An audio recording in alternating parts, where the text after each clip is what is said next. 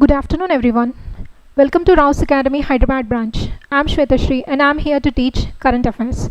So, the first current affairs is the Pradhana Mantri Dhanadhanya Krishi Yojana, which is the Pradhana Mantri Dhanadhanya Krishi Yojana 2025. So, before getting into it, it is important to understand its background. So, everyone might have familiar with the aspirational district program. This aspirational district program has been very successful. This initiative has been inspired from aspirational district program. This aspirational district program is something under which certain districts have been selected which are socially and educationally very backward, and socially and economically very backward, and which are underdeveloped economically. So in order to improve those districts prosperously and inclusively, this aspiration district program has been initiated, which has become very successful. So by inspiring that scheme, this scheme has been initiated by the government of India, which is called Pradhana Mantri Dhanadhanya Krishi Yojana 2025, which has been introduced in budget itself in 2025 to 26. So just like in aspiration district program, how the different districts have been selected on the grounds of socially and economically background districts, in the same way in the agriculture sector also there is a criteria based on which different districts have been selected. There are 100 districts have been selected which have less cropping intensity and less credit disbursement and less productivity. So whatever the districts which are having less in these three criteria will be selected under this scheme, and this has been projected as an umbrella scheme by merging different 36 schemes. So by merging different 36 schemes, this scheme has been introduced by the government of India. So by merging 36 schemes which include different sectors in agriculture itself, so that Ministry of Agriculture and Farmers Welfare as well as the Ministry of Fisheries as well as Animal Husbandry have been included under this scheme. So whereas this scheme has been introduced in budget 2025 to 26, it is a pilot project. Pilot project is nothing but it is a scheme, it is a project according to which it is initially introduced in certain selected districts. If it becomes successful, then it is dispersed all over India. So this scheme is a pilot project. Under this Yojana, 100 cities have been selected for about 6 years, and the budget allocation is 24,000 crores per year. And after the selection of these districts, there is a committees have been introduced. But as we see this, there are many lot of schemes have been introduced by the government, but the main thing that is gone wrong is at the ground level, not understanding the demand of the field. So here under this scheme, different committees have been established by the government for the decentralization of the scheme. These different committees have been established at district level, state level as well as national level. At the district level, under these committees there are different persons are appointed who are professional farmers and who have greater experience in agriculture. So these farmers in these different districts, they will identify the different demands of that particular districts which need to be addressed. So it is not a one fit all approach, but it is a tailor made approach. So one fit all approach is nothing but government will come up with a normal strategy, and it will apply that strategy to all over these districts without understanding the demanding of different districts. Whereas this tailor made approach is something which will understand the demand of each district and work and address as per the demands of the districts. So this Yojana works under tailor-made approach, and whatever the improvements have been brought under these cities, the 117 key performance indicators are tracked by the government, whether these indicators have been improved in those districts or not, and which is oversight by Niti Aayog and several central nodal offices. So this is all about Pradhana Mantri Dhanadhanya Krishi Yojana, and also in this also there are many different initiatives have been improved. Under this Yojana, government also emphasizes on Atmanirbharta in pulses, as well as also emphasizing on Shri Anna Yojana, Shri Anna scheme, which is mainly emphasizing on millets. So government is working on pulses as well as millets through this scheme. So the next one being PM Professorship Scheme. So before getting into it, let's understand its background. So as we see the name itself, PM Professorship Scheme. So the background is initially during the different reigns of different prime ministers, they have come up with different slogans. For example, Jai Jawan Jai Kisan by Lal Bahadur Shastri, as well as Jai Vignan by Atal Bihari Vajpayee. In the same way, Prime Minister Narendra Modi also come up with a slogan called Jai Anusandhan. Jai Anusandhan represents research and development. So usually as we see the research and development funding in India, it is 0.7% GDP for the research and development activities in India. So in order to improve that, Prime Minister Modi as well as the government of India has come up with an organization called ANRF, which is called the Anusandhan National Research Fund. This fund is mainly responsible for funding different research activities all over India. So whereas if we come across this scheme has been launched by this fund. This is Anusandhan National Research Fund has launched this scheme. This scheme has mainly emphasizes on leveraging the expertise of retired scientists, retired professors and retired industrialists who have greater experience in different fields, which got retired, and brought them to those institutions, that is the state and the certain central level institutions where the research and development capacity is very limited. Whereas as you see, I told you that this has launched this scheme. Under the ANRF, there is an initiative called PAIR initiative. PAIR initiative is actually talks about hub and spoke model. According to that, there is a, for example, let's take this is a hub and these are the spokes. Hub is the central one and these spokes are the peripheral ones. So according to this model, the hub is indicated by those top 25 institutions which are ranked in NIRF. Those 25 institutions like IIT Delhi, IIT Bombay, those top institutions where the research and development has been given greater emphasis, as well as there is a greater interest in research and development, and those institutions were kept at the hub level, whereas at the spoke level the state institutions and the centrally selected institutions like NITs as well as the IIITs have been kept at different spoke levels. As I told you, this PM Professorship Scheme is all about leveraging the expertise of different retired scientists and as well as retired professors and different professionals.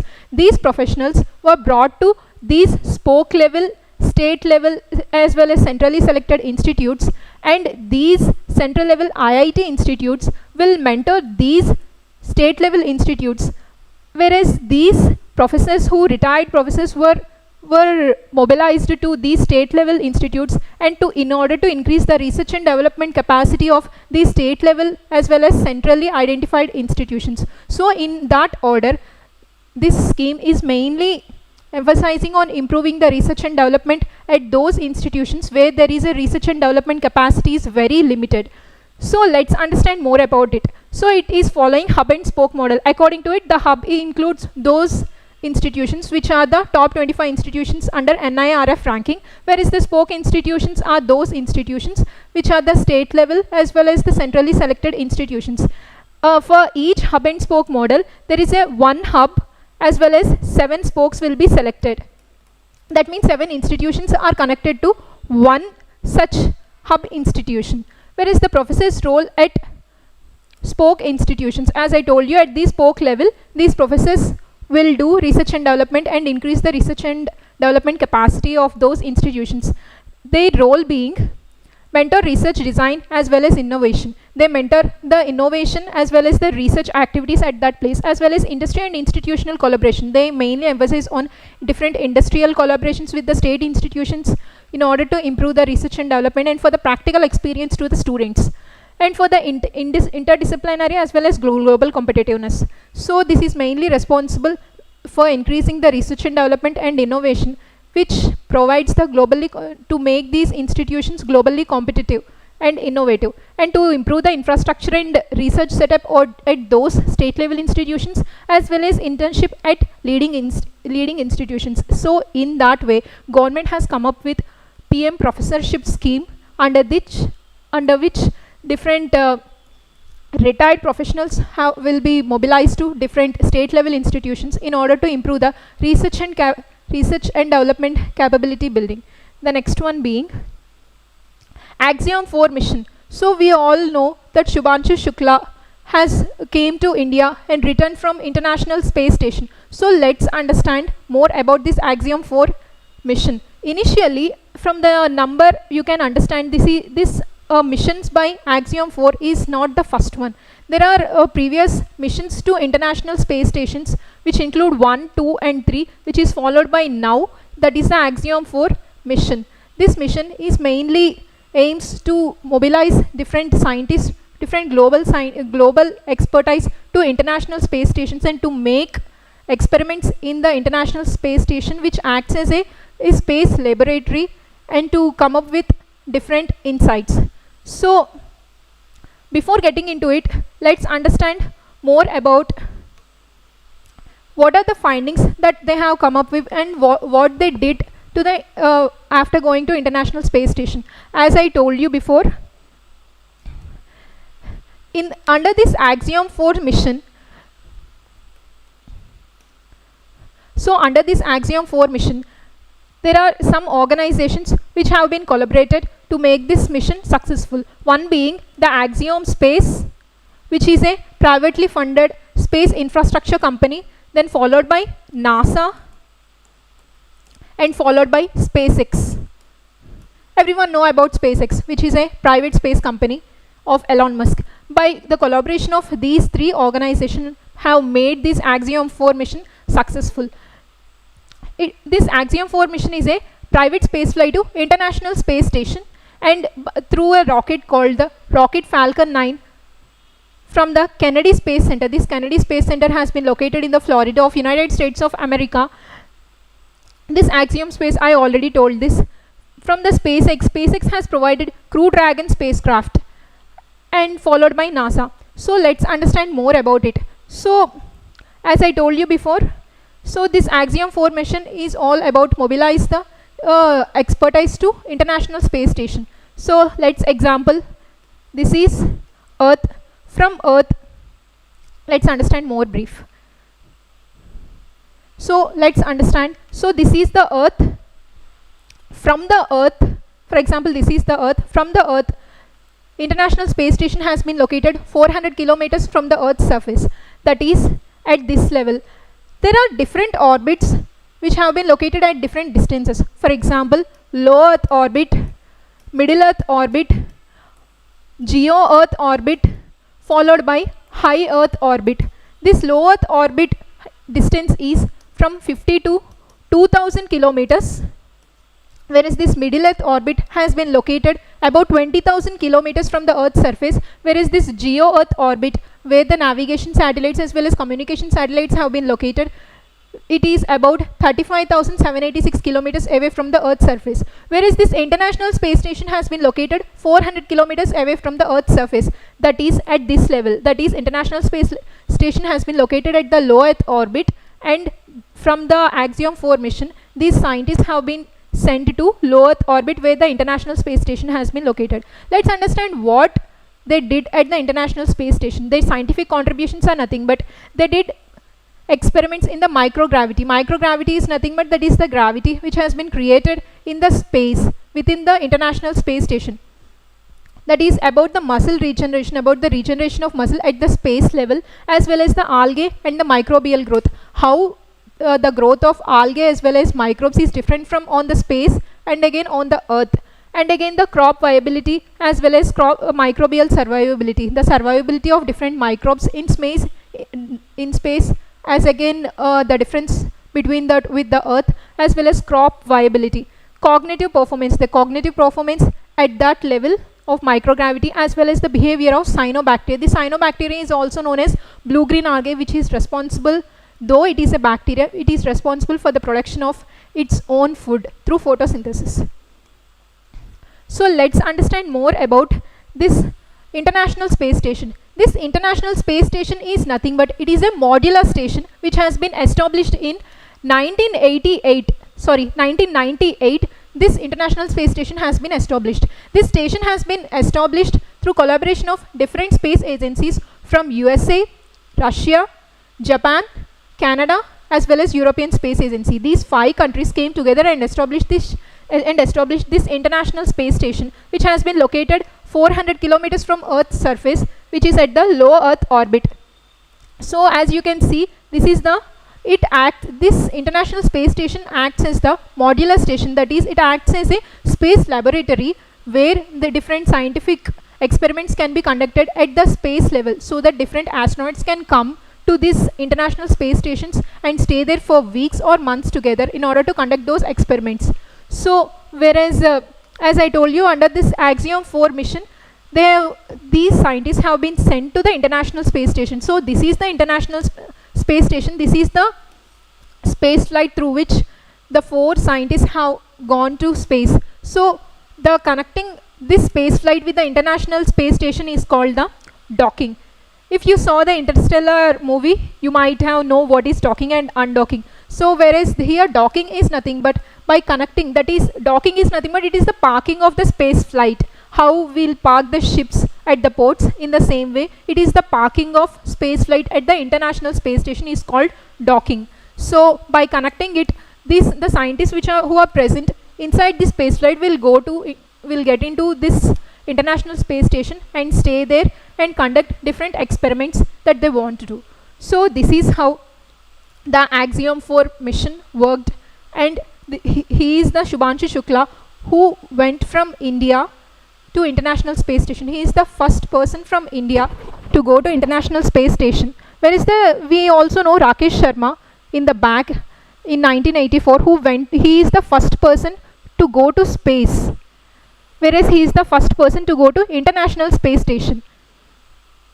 Whereas there are, as I told you, there are different countries. 4 countries have been, members from 4 countries were sent to International Space Station, that is from India, and the other being USA, and the other being Hungary and the Poland.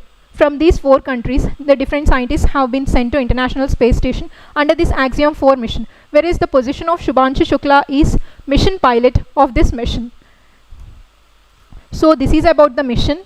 These are the scientific contributions of them, and followed by this is the International Station, and this is how the docking takes place. The next one being solar blasts that lit up Ladakh skies. So before getting into it, let's understand about the solar blast that lit up Ladakh skies. So what is this concept all about? Let's understand firstly about these solar blasts. Initially, in the last year, in May 2024, there is a rare series of 6 coronal mass ejections have been erupted from sun, which hit the Earth's atmosphere, which led to these kind of beautiful sparks in Ladakh been observed.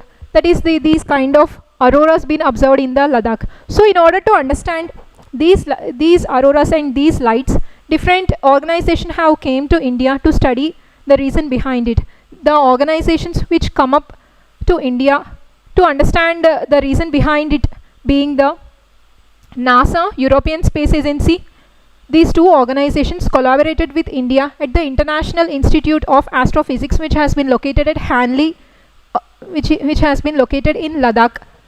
It has been located at the Hanley Observatory, where in the Hanley Observatory the studies have been done through this collaboration, how these lights been observed.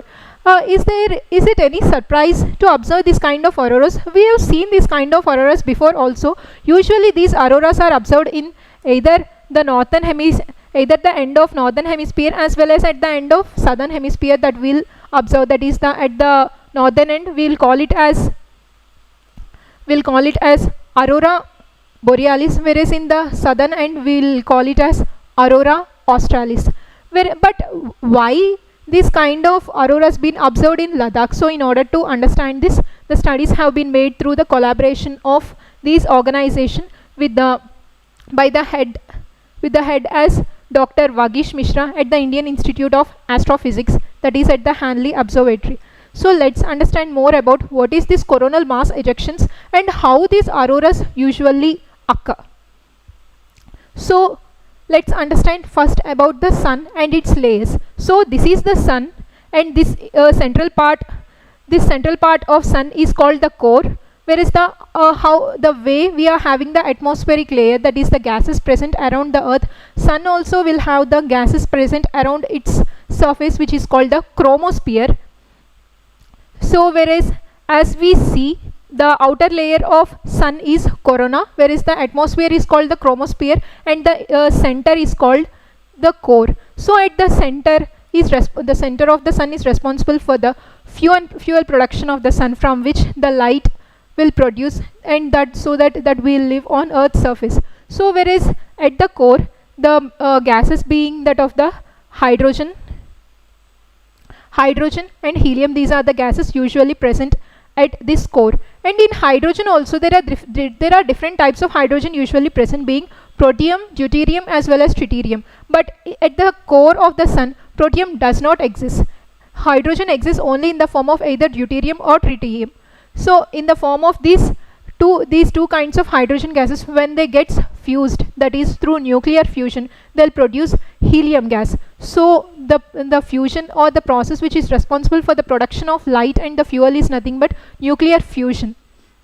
So after nuclear fusion, the magnetic energy will get emitted. This magnetic energy will get transported from sun to that of the solar system, that is up to the earth. These coronal mass ejections are nothing but the solar flares. In its other name is solar flares. So whereas this is the atmospheric layers of earth, where we'll see troposphere, stratosphere, mesosphere, thermosphere as well as exosphere. But we are having the ionosphere within this thermosphere layer, where the ions will exist.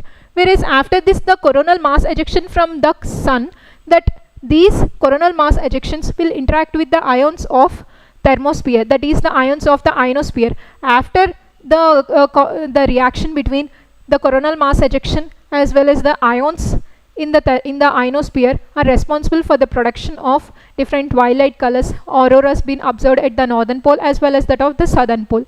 So that is how the auroras been produced.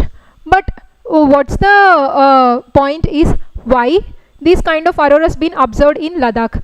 Usually when these coronal mass ejections been transported to earth, and when they interacted with the ions of the ionosphere, there are different kinds of gases being present and different kinds of ions here present. Ions or gases are nothing but they are obviously having the electrons. When the collision between the coronal mass ejections and the ions takes place, these electrons of those ions will get excited from the ground state to excited state. So when these electrons were excited from ground state to excited state, it will emit the heat. At the same time, when they will come back to the normal ground state, it will responsible for cooling. So the heating and the cooling process is responsible for the occurrence of these beautiful aurora lights being observed in Ladakh last year. So this is how the things work. The coronal mass ejection, that's how the interaction with the ions of the ionosphere, which led to that of the auroras, and also the presence of different gas also responsible for the production of different colors of the auroras. For example, the nitrogen and oxygen, these two are the major gases which are usually in major quantity, in huge quantity present in our atmosphere. Nitrogen being more than 70%, whereas the oxygen being 21% being present in the atmosphere. Due to that of nitrogen, the colors which will observed is blue or purple, whereas that of oxygen responsible for the production of green color. So the gases also takes a part which are responsible for the production of different beautiful colors of auroras. So this is the concept behind the solar blast that lit up the Ladakh skies, and that is the report of heating as well as cooling of electrons after the interaction are responsible for the lighting up of Ladakh skies. So their collaboration have come up with this finding. Next one being Eton Shinkansen. This Eton Shinkansen is nothing but it is a bullet train. These bullet trains are too fast, which are responsible to reduce our time, travel time. This Eton Shinkansen, it is a bullet train. Usually these bullet trains travel at the speed of 300 kilometers per hour. Whereas this, as we see the term E10, the E10 mainly responsible, the term E10 talks about is, this E10 is the next generation of E5 bullet trains. In Japan, we used to see the different kinds of bullet trains. There are E5 generation of bullet trains. This E10 is the next generation of the E5 bullet trains. So whereas the Japan as well as India have come up with a collaboration for the introduction of these kind of E10 Shinkansen bullet trains being debuted in both India as well as Japan simultaneously. So this the introduction of this E10 bullets in India mainly symbolizes the deep technological collaboration between India as well as Japan. Whereas in India, this E10 Shinkansen bullet trains will be introduced at the Mumbai Ahmedabad high speed rail corridor. At that place, these E10 Shinkansen will be introduced in future as soon as possible. It talks about the modernization of Indian railway infrastructure. As you see, it talks about the L-shaped dome. So this is the E10 Shinkansen. As you see here, the L-shaped dome. The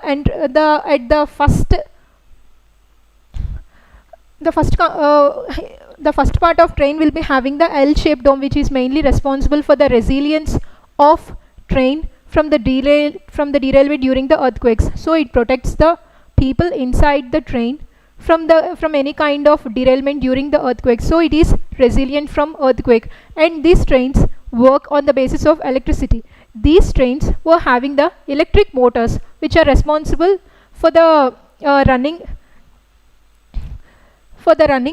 These electric motors are mainly helpful. For this electric motor, the electricity generation being produced from the railings of the on the top of the train. On the top of the train, there are some railings which are mainly responsible for the capturing of energy from the sunlight, from which it converts the energy into electricity, which is mainly used to run these trains. And also these trains are mainly helpful to reduce the traveling time as well as to give the global experience of infrastructure as well as trains. So this is how the E10 Shinkansen works. The next one being RAO'S. The term RAO'S, the full form is Rhino DNA Indexing System.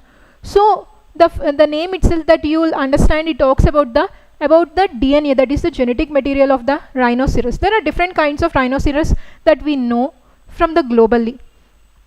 And what is this index system actually talks about is, this is the system according to which the genetic material of different nearly 2573 rhinos will be taken out, which mainly acts as the forensic genetic tool, which are mainly useful for investigating wildlife crimes and also for the scientific management of different rhino population.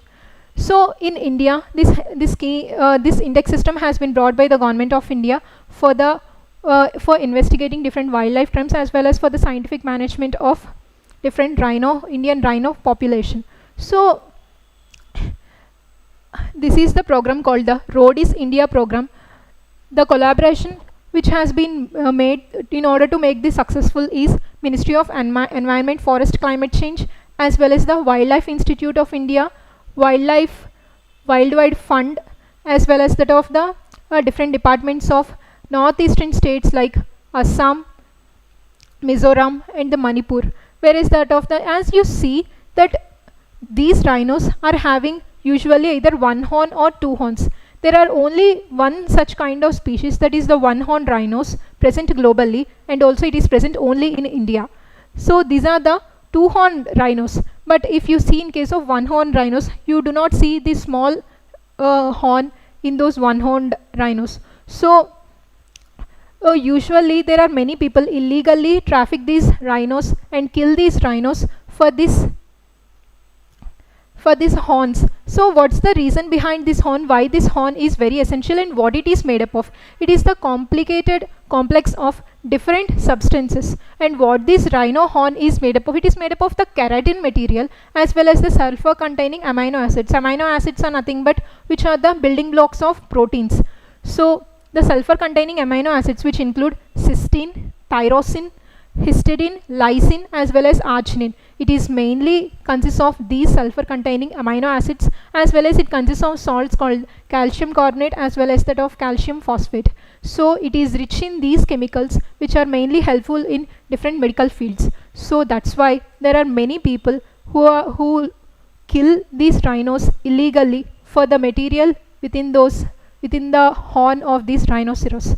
So whereas there are different kinds of rhino species that I told you before, whereas the 3 of 5 rhino species have 2 horns, whereas the 1 horn rhino species being located at the in Assam, that is the greater 1 horn rhinos, at the other one being in Indonesia, which is called the Java rhinos. So this is the system of RAO'S, that is the rhino DNA index system, which is mainly responsible for investigating wildlife crimes as well as scientifically manage the population of rhinoceros. Scientific management, I also meant to say that if in case a species get eroded or it got extended, then the government will use the genetic sequence of this, and through incubation it will try to produce those extincted rhinos into extant form.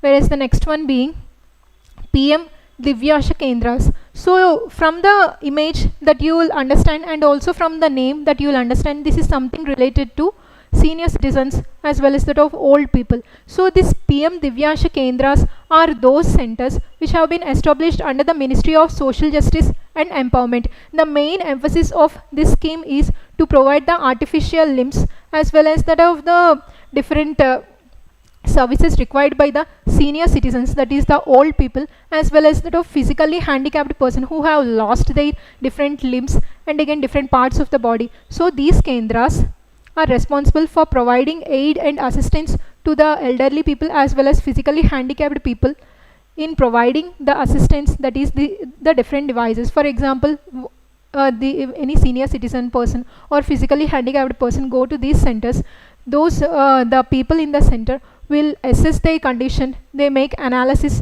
as well as they'll counsel those people, and they give them the assisted devices to them for their better life, and also they'll provide the post care as well. So it works with the Ministry of Social Justice and Empowerment as well as the Department of Empowerment of Persons with Disabilities, and also the organization which have been collaborated with this system, with this kendras, being the ALIMCO, which is called the Artificial Limbs Manufacturing Corporation of India, which is a public sector undertaking. Usually we know that these public sector undertakings are those companies in which the 51% of shares have been occupied by Government of India itself. So those are the public sector undertakings, whereas this ALIMCO is also one of the public sector undertaking. So this is about the pilot project of this PM Divyasha Kendras. Whereas the next one being the global capability centers. So before getting into this, let's understand why this global capability centers been in use. Union Finance Minister Nirmal Sitharaman has been talked about this global capability centers have the huge opportunity in India. So let's understand more about global capability centers. We all know about the multinational companies. These multinational companies were actually located at one particular developed country, and they disperse their subsidiary companies into different countries. Whereas these are the multinational companies which are mainly responsible for the establishment of their subsidiary companies into those countries which are the developing countries or that of underdeveloped countries, but they do not establish their subsidiary companies in the developed countries. This is because the establishment of their subsidiaries in developing countries will be helpful for those MNCs who will require less cost of establishment, as well as they will get cheap labor in developing countries. So there are many such MNCs who got huge opportunity to get established in India. And whereas the term global capability centers refers to the subsidiaries or the offsets of MNCs who got established in India. For example, Google, Microsoft, these all are the MNCs which work in IT sectors, which acts as the subsidiaries of MNCs. The subsidiaries of MNCs or the offsets of MNCs are called as these global capability centers. Whereas these global capability centers work in different fields, for example, IT sector, medical fields, HR department, as well as in engineering courses, software development, in many of the fields, these global capability centers working. And how it will be useful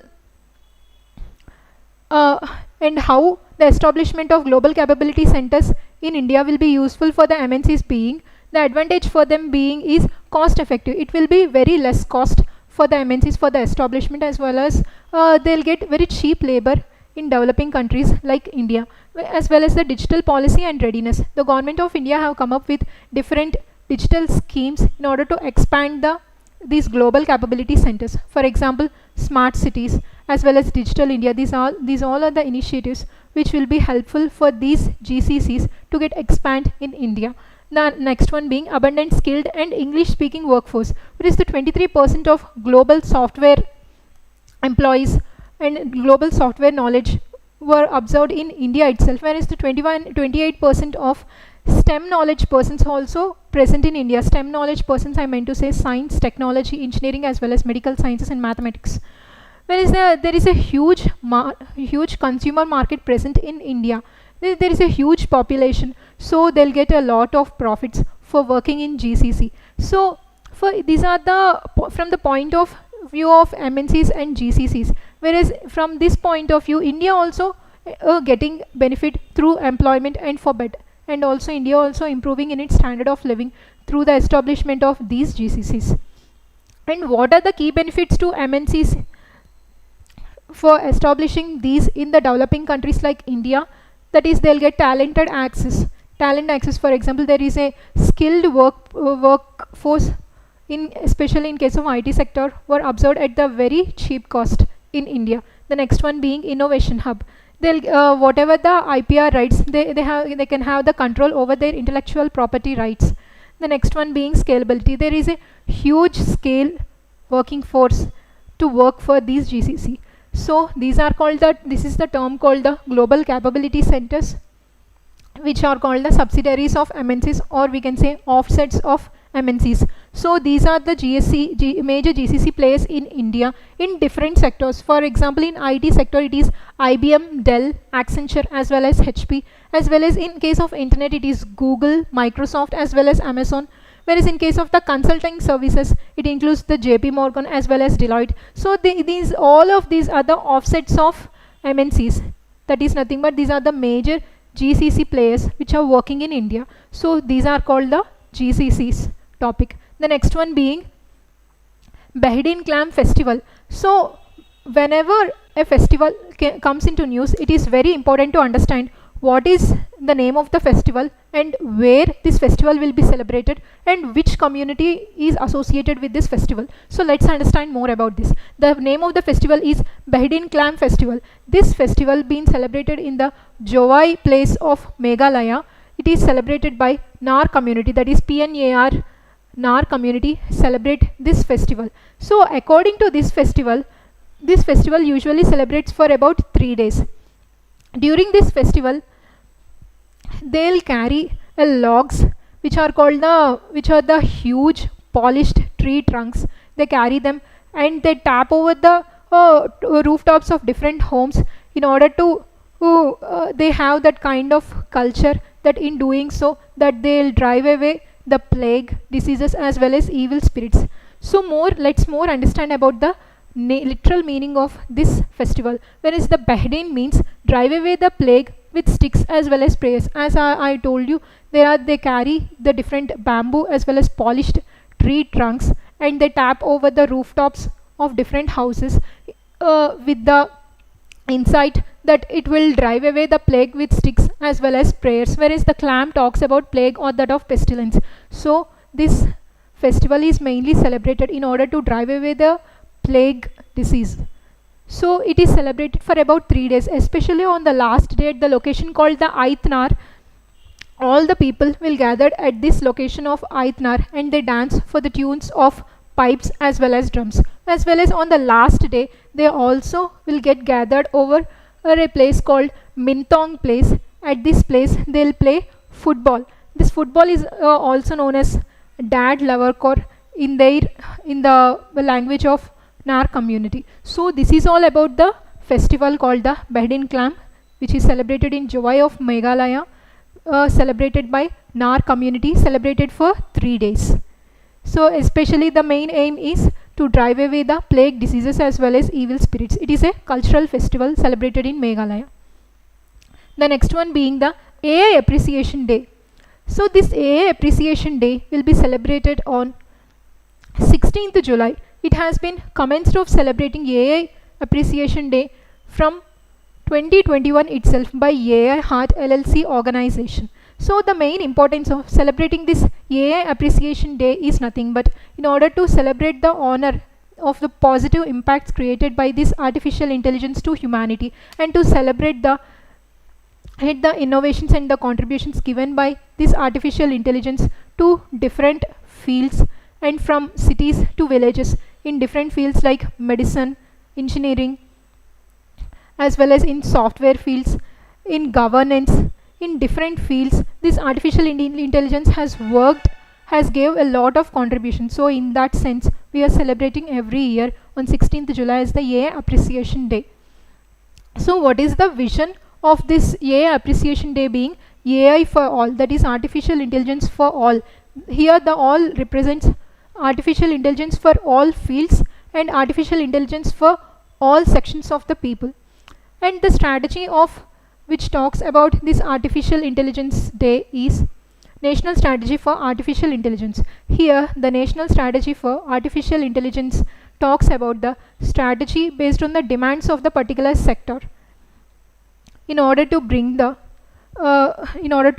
improve the standard of living of different people in different sections. There is the government initiatives. Government has come up with different initiatives like Digital India as well as Skill India portals. And the next one being through research and development collaboration that India have brought a lot of changes and improved the artificial intelligence in different sectors. The next one being responsible artificial intelligence. This responsible artificial intelligence is the core principle. This responsible artificial intelligence talks about mainly how to use this artificial intelligence ethically and more responsibly in order to bring the tangible impact in the lives of people. So this is all about the Artificial Intelligence Appreciation Day in order to honor the positive impacts of artificial intelligence in humankind.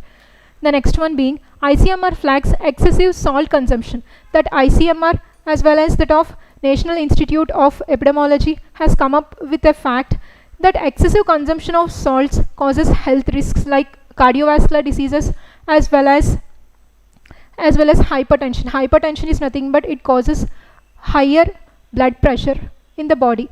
So usually the normal consumption of salt is essential for the body. This normal consumption of salt is essential for the regulation of different fluids in the body as well as for the nerve impulse transmission as well as for the muscle contraction. The salt is important, but excessive salt consumption causes cardiovascular diseases as well as hypertension. So in order to bring awareness about the health risks of this excessive salt consumption, that ICMR as well as National Institute of Epidemiology has come up with a study and make a program in order to bring awareness to different people through health and wellness centers about the excessive consumption of salts. Whereas the ICMR as well as National Institute of Epidemiology has tried to brought the awareness about this excessive consumption, especially has been introduced in two states called Punjab as well as that of Telangana.